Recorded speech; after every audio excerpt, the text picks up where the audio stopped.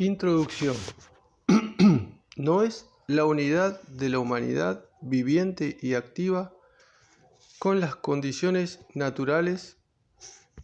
inorgánicas, del intercambio metabólico con la naturaleza y en consecuencia de su apreciación de esta, lo que requiere explicación o es el resultado de un proceso histórico, sino, antes bien, la separación existente entre estas condiciones inorgánicas de la existencia humana y esta existencia activa, una separación que se postula por completo únicamente en la relación del trabajo asalariado con el capital. Karl Marx Grundrisse. El argumento que expone el presente libro se basa en una premisa muy sencilla, en que para entender los orígenes de la ecología es necesario comprender las nuevas visiones de la naturaleza que surgieron con el desarrollo del materialismo y de la ciencia entre los siglos XVII y XIX. Y además, en vez de limitarnos a presentar al materialismo y la ciencia como los enemigos de concepciones de la naturaleza anteriores y supuestamente preferibles, algo que es común en la teoría verde contemporánea, en lo que aquí hacemos hincapié es en cómo el desarrollo del materialismo y de la ciencia promovieron, de hecho hicieron posible, los modos de pensar ecológicos. La discusión general se estructura en torno a la obra de Darwin y de Marx, los dos grandes materialistas del siglo XIX, pero es sobre este último sobre el que se centra el presente libro, ya que su propósito es entender y desarrollar las visiones ecológicas revolucionarias que tienen hoy gran importancia para nosotros, adoptando un enfoque que vincula la transformación social con la transformación de la relación humana con la naturaleza de maneras que actualmente consideramos ecológicas.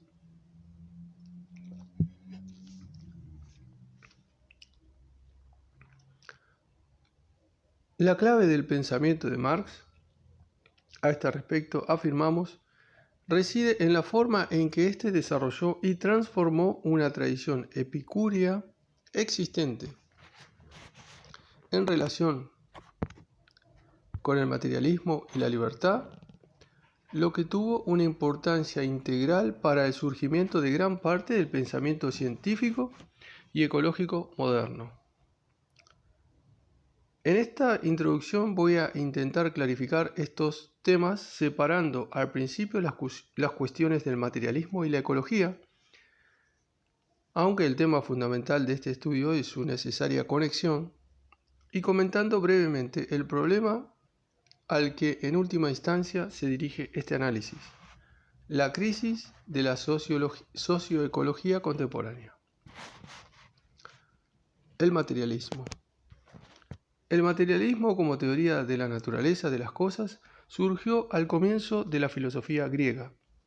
Ha persistido hasta nuestros días, observaría Bertrand Russell a principio del siglo XX, a pesar de que son muy pocos los filósofos eminentes que lo han defendido. Se ha asociado con muchos avances científicos y en determinadas épocas ha parecido ser casi sinónimo de un punto de vista científico. En su sentido más general, el materialismo afirma que el origen y el desarrollo de cuanto existe depende de la naturaleza y de la materia, es decir, de un nivel de realidad física que es independiente del pensamiento y previo a él. Siguiendo al filósofo de la ciencia británico Roy Bhaskar, podemos decir que un materialismo filosófico racional como visión del mundo compleja comprende 1. El materialismo ontológico, que afirma la dependencia unilateral del ser social respecto del ser biológico, y en un sentido más general del ser físico, y el surgimiento del primero a partir del segundo. 2. El materialismo epistemológico, que afirma la existencia independiente y la actividad transfáctica, esto es, causal y sometida a leyes, de al menos algunos de los objetos del pensamiento científico. El materialismo práctico, que afirma el papel constitutivo de la acción transformadora humana en la reproducción y transformación de las formas sociales.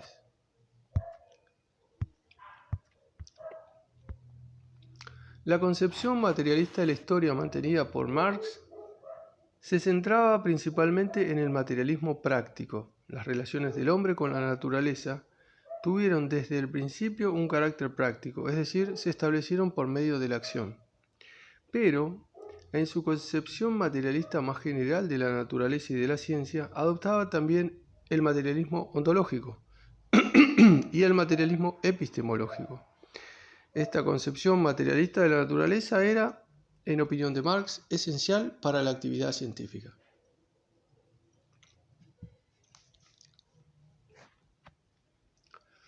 Es importante comprender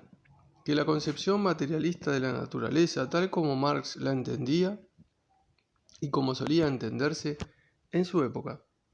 no implicaba necesariamente un determinismo mecánico rígido como en el mecanicismo, es decir, un materialismo mecanicista. La forma en que Marx enfocaba el materialismo se inspiraba en considerable medida en la obra del filósofo griego antiguo Epicuro, que fue el tema de su tesis doctoral. Epicuro, según Russell, era materialista, pero no determinista. Su filosofía tenía por finalidad mostrar cómo una visión materialista de la naturaleza de las cosas proporcionaba la base esencial para una concepción de la libertad humana. El interés de Marx por Epicuro surgió de sus tempranos estudios de la religión y de la filosofía de la Ilustración, en los que recibió la influencia de Bacon y Kant. Ambos pensadores afirmaban que Epicuro había sido fundamental para el desarrollo de su filosofía. Su interés recibió un nuevo impulso del encuentro de Marx con la filosofía de Hegel, quien veía en Epicuro al inventor de la ciencia natural empírica y la encarnación del espíritu de la llamada Ilustración en la antigüedad. Y lo acentuó todavía más el renovado interés por las doctrinas materialistas que, comenzando por Feuerbach, ya a comienzos de la década de 1830, había emergido entre muchos de los jóvenes hegelianos. Como habría de explicar Engels en Ludwig Feuerbach y el fin de la filosofía clásica alemana, 1888, el núcleo principal de los jóvenes hegelianos más decididos, debido a las necesidades prácticas de su lucha contra la religión positiva,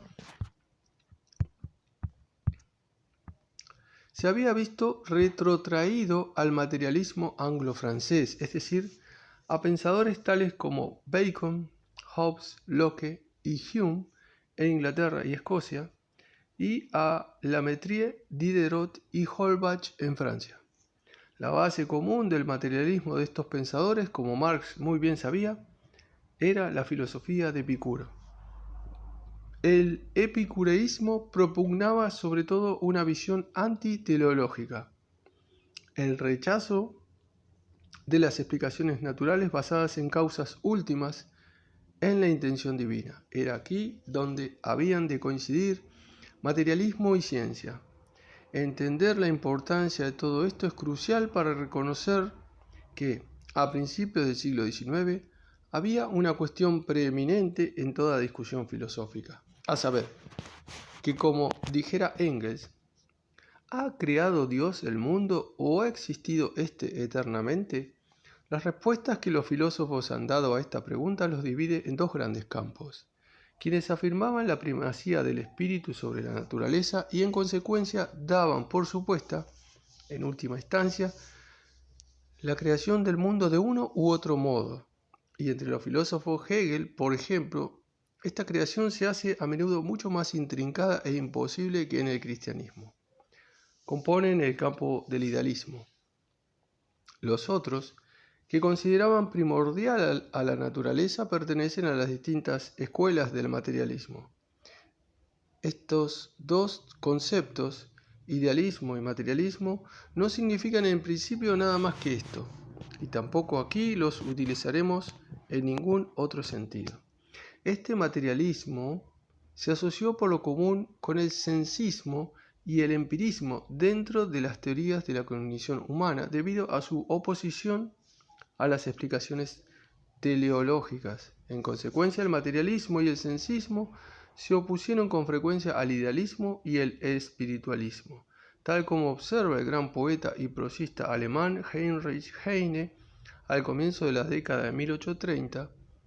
Cabría definir el espiritualismo en su sentido puramente filosófico como esa desorbitada presunción del espíritu que, tratando de glorificarse únicamente a sí mismo, intenta humillar a la materia, o al menos difamarla. El sensualismo, por el contrario, podría definirse como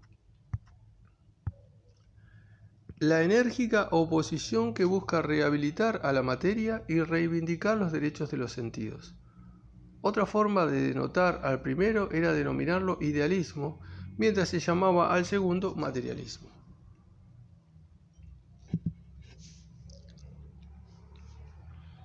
Sin embargo, el materialismo y el idealismo se confrontaban con el escepticismo que era común al empirismo de David Hume y a la filosofía idealista trascendental de Immanuel Kant. Es verdad, admitía Kant, que existe una realidad más allá de nuestros sentidos, pero solo puede ser percibida a través de estos y no directamente. Esa realidad era para Kant el reino de los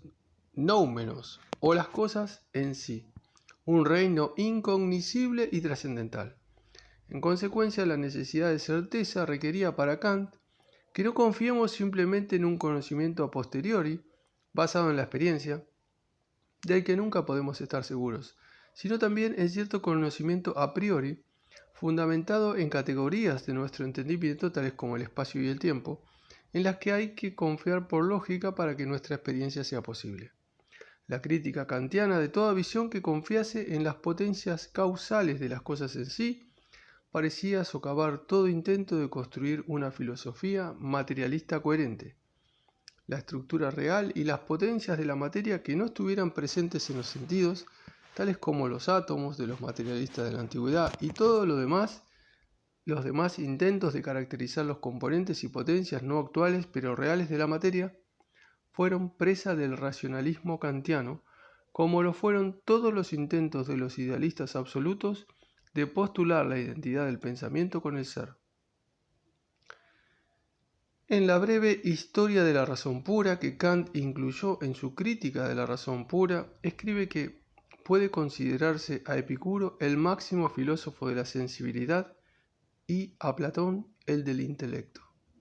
mientras que la filosofía crítica del propio Kant era un intento de trascender a ambos. La importancia de la filosofía dialéctica de Georg Wilhelm Friedrich Hegel consistía, desde el punto de vista de Marx y de Engels, en que mostraba una vía para escapar al dilema kantiano de la cosa en sí, en la medida en que ello fuera posible desde una posición idealista. Lo hacía arguyendo que la objetivación y la alienación que separaban a los seres humanos del mundo exterior y planteaban en consecuencia problemas nociológicos está en proceso de ser superadas gracias al desarrollo del espíritu en la historia. La corrección de nuestras opiniones sobre el mundo, la confirmación de nuestra razón se establecen conforme transformamos el mundo y nos transformamos con él. Es este proceso de contradicción y trascendencia y el desprendernos de la alienación lo que constituye la esencia de la dialéctica. Sin embargo, para Hegel, todo esto acontecía únicamente en el reino del desarrollo del pensamiento y tendía finalmente a reforzar un punto de vista idealista, en rigor religioso. La proposición de que lo finito es ideal, de que carece de existencia en y de por sí, y que existe únicamente por medio del pensamiento, dice Hegel en su lógica. Constituye idealismo, El idealismo de la filosofía consiste en nada más que en el reconocimiento de que lo finito no tiene verdadero ser. Toda filosofía es esencialmente idealista o tiene al menos el idealismo por principio. Esto es cierto tanto de la filosofía como de la religión, pues tampoco la religión reconoce la finitud como verdadero ser, como algo último o absoluto, o como algo no derivado, no creado, entero, eterno. Sin embargo, para Marx, este intento de subsumir la realidad material existencia bajo el pensamiento que caracterizaba a la filosofía idealista de Hegel conducía precisamente a una cosmovisión religiosa y a la negación del humanismo junto con el materialismo. Así pues, lo verdaderamente significativo, la concepción dialéctica de una totalidad en el proceso de devenir que se asociaba con Hegel, tenía que situarse en un contexto práctico, materialista, que trascendiera todo el proyecto hegeliano de restaurar dialécticamente la metafísica del siglo XVII, a expensas del materialismo de la Ilustración. Según Marx, transformamos nuestra relación con el mundo y trascendemos nuestra alienación de él, creando nuestras propias relaciones claramente humano-naturales, mediante la acción, es decir, a través de nuestra práctica material. Si para Kant las alas materialista e idealista de la filosofía tenían sus representantes más destacados en Epicuro y Platón, para Marx eran Epicuro y Hegel quienes las representaban.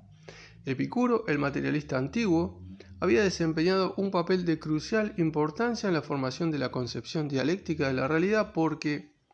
en opinión de Marx, fue el primero en comprender la apariencia como apariencia, es decir, como alienación de la esencia, y en reconocer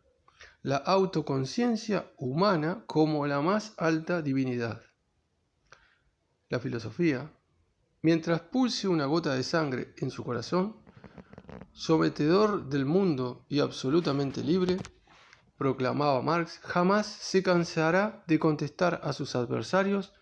con el grito de Epicuro: no es verdaderamente impío el hombre que niega a los dioses que la multitud venera, sino aquel que afirma de los dioses lo que la multitud cree de ellos. La impiedad consiste aquí en la negación de la autodeterminación y la libertad humanas y de la base moral, material de la vida. El materialismo epicúreo hacía hincapié en la mortalidad del mundo, en el carácter transitorio de toda vida y de toda existencia. Sus principios más fundamentales eran que nada procede de la nada y que nada, al ser destruido, puede reducirse a la nada. Toda la existencia material era interdependiente, surgía de átomos y desaparecería de nuevo en ellos, organizada en infinitas configuraciones para producir nuevas realidades. Para Marx, la profundidad del materialismo epicúreo se revelaba por el hecho de que, dentro de esta filosofía y en el concepto mismo del átomo, la muerte de la naturaleza se ha convertido en su subsistencia inmortal, y tiene razón Lucrecio cuando exclama: cuando al inmortal ha tomado la muerte su mortal vida. Así pues, no había en la filosofía de Epicuro ninguna necesidad de las causas finales aristotélicas. Antes bien se hacía en ella hincapié en las disposiciones constantemente cambiantes dentro de la propia naturaleza, concebidas como mortales y transitorias, mors immortalis. La crítica materialista de Hegel que hiciera Ludwig Feuerbach, a quien se incluye en el grupo de los jóvenes hegelianos, afloró con su mayor fuerza en sus tesis preliminares sobre la reforma de la filosofía, 1842, que se superponía con la crítica que Marx estaba ya desarrollando por medio de su tesis doctoral sobre Epicuro, terminada tan solo un año antes. En su obra anterior, Historia de la filosofía moderna, desde Bacon a Spinoza, 1833, a la que Marx hacía referencia en su trabajo doctoral, se había esforzado Feuerbach por desarrollar una postura materialista, aunque rechazando el materialismo puro, abstracto mecánico de Hobbes y Descartes en su física. La determinación con la que Feuerbach buscaba desarrollar una alternativa al materialismo mecanicista que pudiera contraponer al idealismo de Hegel acabó por llevarle, en sus tesis preliminares, a hacer hincapié en el sensismo. En esta obra contraponía una esencia humana a la esencia abstracta del espíritu como clave para el desarrollo dialéctico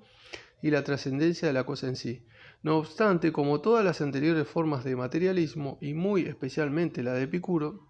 tal como arguía Marx en sus tesis sobre Feuerbach, fue presa de un materialismo puramente contemplativo, más abstractamente contemplativo, de hecho, que el de Epicuro, porque carecía de todo contenido ético positivo. Lo que hacía falta, según Marx, era conducir el materialismo en dirección de la práctica, convertirlo en un principio activo. Ahora bien, lo que importa entender es que al dar al materialismo un carácter práctico, Marx no abandonó nunca su compromiso general con una concepción materialista de la naturaleza, esto es, con el materialismo en cuanto categoría ontológica y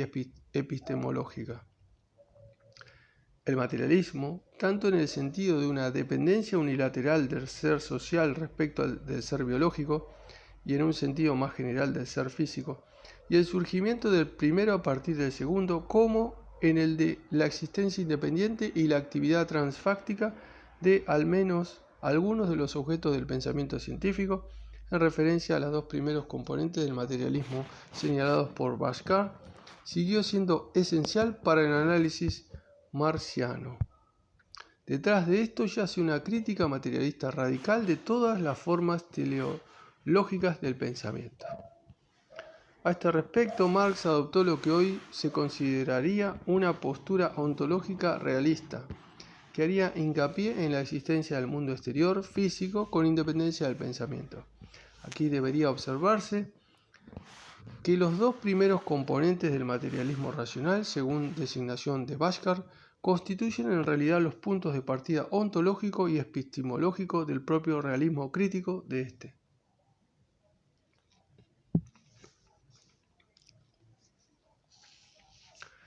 Desde una perspectiva declaradamente materialista, Marx adoptó así pues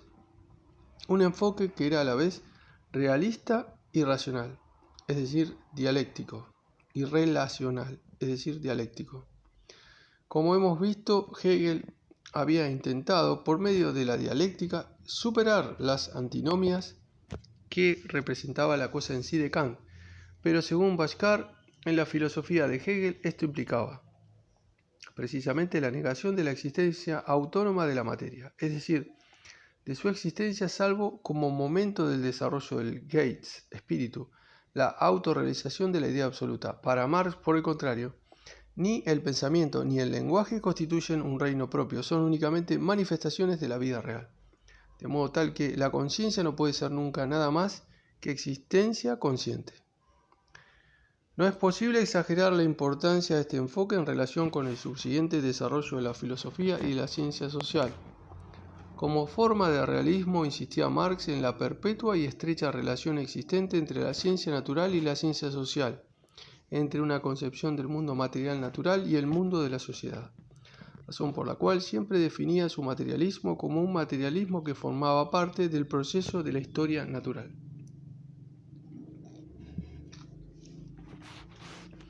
Al mismo tiempo hacía hincapié en el carácter dialéctico relacional de la historia social y en la imbricación de la sociedad humana en la práctica social. Quedaba así rechazada, en consecuencia, desde el primer momento, toda separación del materialismo, del reino de la naturaleza y de la ciencia física. A su vez,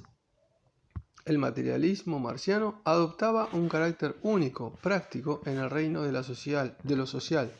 que reflejaba la libertad y también la alienación que se daban en la historia humana. Todo esto puede antojarse incontrovertible, pero su importancia suprema reside en el hecho de que establece lo que Bhaskar ha denominado la posibilidad del naturalismo, es decir, la tesis de que existe o puede existir una esencial unidad metodológica entre las ciencias naturales y las sociales, por mucho que el reino que estudian unas puede ser diferente del de las otras, lo cual es importante dado que nos aparta de la visión dualista de la ciencia social en un positivismo hipernaturalista por una parte y una hermenéutica antinaturalista por otra. El marxismo crítico occidental, junto con gran parte de la filosofía y la ciencia social contemporáneas, se ha definido por su rechazo del crudo positivismo decimonónico, que trataba de transferir una visión del mundo mecanicista y reduccionista a la que se atribuían ciertos notables éxitos en el desarrollo científico. Al reino de la existencia social. Sin embargo, al rechazar el mecanicismo, incluido el biologismo mecanicista de la variedad que representaba el darwinismo social, pensadores del campo de las ciencias humanas, incluidos los marxistas, rechazaban cada vez más el realismo y el materialismo y adoptaban el punto de vista de que el mundo social estaba construido en la totalidad de sus relaciones por la práctica humana, incluidos en especial aquellos aspectos de la naturaleza que afectan al mundo social, con lo que simplemente negaban los objetos del conocimiento intransitivos, objetos del conocimiento que son naturales y que existen con independencia de los seres humanos y de las construcciones sociales. Dentro del marxismo, esto representaba un giro en un sentido idealista. En particular, solía argumentarse en oposición a Engels, como si solo él y no Marx fuera responsable de la existencia en el marxismo de una concepción materialista de la naturaleza, que la dialéctica solamente estaba relacionada con la praxis y por tanto con el mundo social humano. Por esta razón, los científicos sociales marxistas se fueron distanciando crecientemente de la ciencia, aun cuando, aparte, seguían existiendo dentro de esta una tradición marxista. Y de este modo el propio ideal de Marx, expresado claramente incluso en el Capital, de un análisis en el que se combinaran la concepción materialista de la historia con una concepción materialista de la naturaleza, con toda la fuerza de la historia natural, fue considerado una violación de la razón. El trágico resultado para el marxismo fue que el concepto de materialismo se fue haciendo cada vez más abstracto y en rigor carente de sentido, mera categoría verbal, como observara Raymond Williams, reducida a alguna forma de prioridad en la última instancia de la producción de la vida y de la existencia económica con respecto a los elementos superestructurales tales como las ideas. Se hizo así inseparable de la concepción cosificada de la famosa metáfora sobre la base y la superestructura de la que los teóricos marxistas trataron en vano de prescindir. Resulta irónico que, dada la oposición que el marxismo crítico occidental en general, al menos al margen de la tradición estructuralista, mantenía frente a la metáfora de la base y la superestructura, la falta de un materialismo más profundo y cabal hacía inevitable la dependencia de esta metáfora si se quería mantener el materialismo en algún sentido. Esa visión materialista más profunda únicamente es posible si se vincula el materialismo en su relación con la existencia productiva, con las condiciones físicos naturales de la realidad, incluido el reino de los sentidos, y en rigor con el mundo natural en general. Solo de este modo es posible abordar de verdad temas tan fundamentales como la vida y la muerte, la reproducción y la dependencia de la biosfera.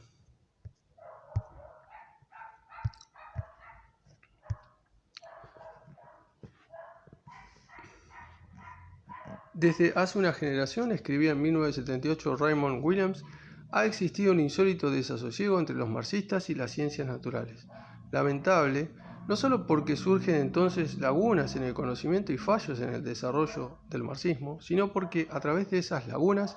y desde ambos lados penetran los enemigos del materialismo. En el ámbito de la ciencia,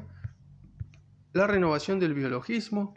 o del darwinismo social extremo es una preocupación que solo puede combatirse con eficacia mediante un materialismo crítico, no mecanicista, no reduccionista, que mantenga su vinculación con una concepción materialista de la historia, como plenamente han demostrado naturalistas tales como Richard Lewontin y Stephen Jay Gould. Asimismo, en el ámbito de las ciencias sociales, la única verdadera defensa contra las opiniones idealistas que reducen la realidad al reino de las ideas innatas y a nociones culturalistas abstractas, a diferencia del materialismo cultural de la índole que se asocia con Raymond Williams, es el desarrollo de un materialismo histórico vigoroso que no empobrezca su carácter materialista negando los aspectos físico-naturales de la existencia material. El punto de vista de Marx exigía así pues que la ciencia fuera materialista, si había de ser científica en absoluto. Según este modo de ver las cosas, ningún estudio de los acontecimientos y las posibilidades de la historia podía prescindir del estudio de la ciencia físico-natural. De ahí que Marx trabajase incesantemente durante toda su vida para mantenerse al corriente de los avances de la ciencia. El común error de que esta fue una obsesión de Engels en la que Marx no participó lo contradicen una enorme cantidad de pruebas. Es un hecho que se nos hace tanto más evidente hoy cuando se han publicado nuevos cuadernos de notas científicas de Marx de lo que era hace una década.